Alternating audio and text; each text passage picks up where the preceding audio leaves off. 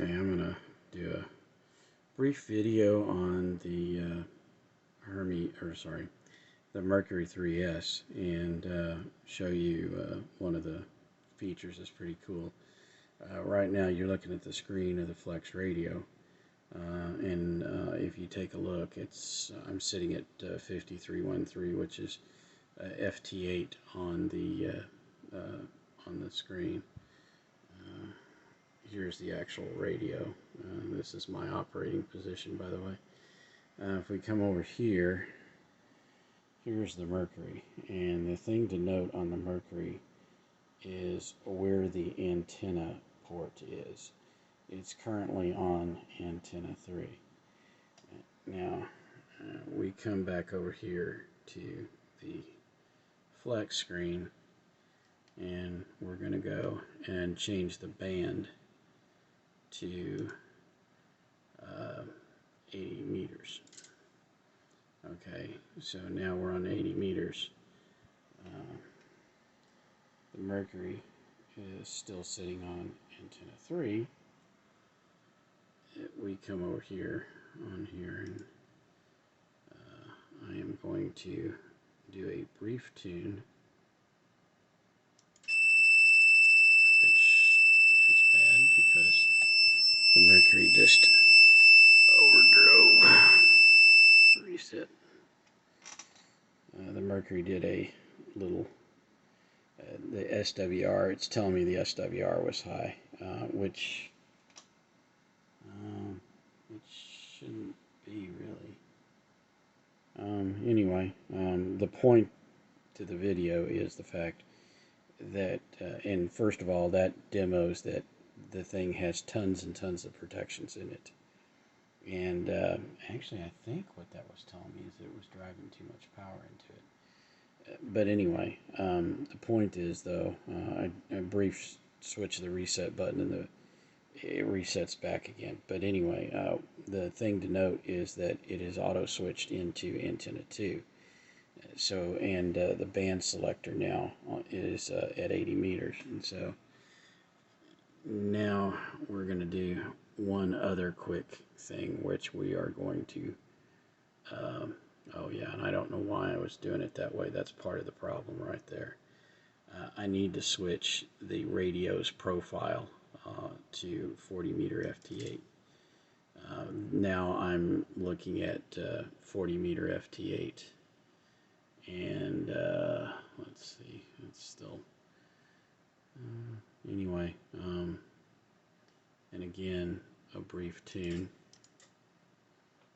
and back over here on the the antenna, we are back at a antenna 1, which is where basically the rest of the bands are, from 20 to 6. So, and just show you real quick, you hit the tune button, it's pushing out 800 watts, and I've got a 1-to-1 ratio on here. The DX Commander is doing its job. So the way that this works, if I go in here into setup and go to antenna config, you can see that the antenna set 160. I don't use 160 yet, one of these days maybe, but 160, 60 through 40, etc., those are all down to 10 meters are on antenna 1. 80 meters is on antenna 2, and antenna 3 is on 6. So when I switch from one band to the other, just a brief hit of the tune button on one of the bands, and it auto switches over. So that's how that works on the Mercury, and I thought I'd do a quick video on it.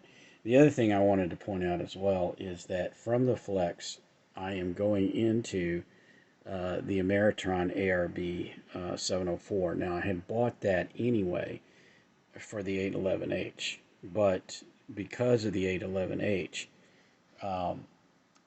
there was some debate online as to whether the power between the two the two systems was set up correctly, and had the correct polarization. I believe in the correct wattage. I wasn't really quite sure, but this was pointed out to me to be the safe choice.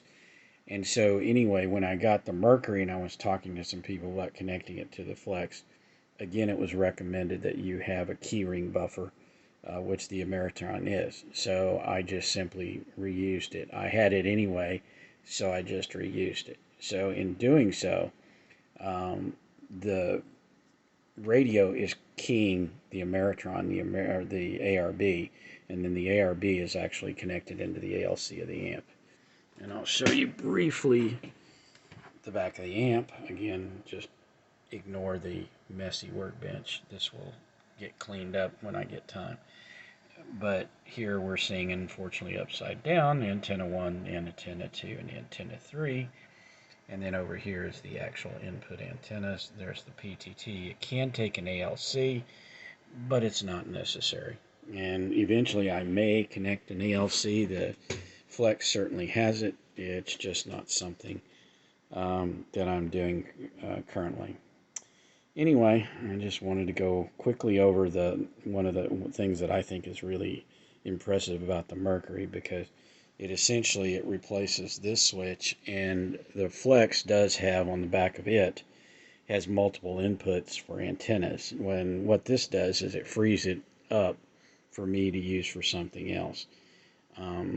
So eventually I will use that. I don't know why, but I keep adding antennas into the backyard. I actually have the cage dipole for 10 meters that I've put up, and I may eventually, well, when I move out of this place and get some more land, I may build an 80-meter cage dipole so I can cover more of 80 meters, because right now on 80, I'm stuck on the FT8 side of the band in CW, which, I really intend to pick up CW, but I'm not sure how much CW there is on 80 meters. So anyway, again, brief view of the Mercury, and that's all for now. 73, you guys have a good day. This is N5SKT, Don.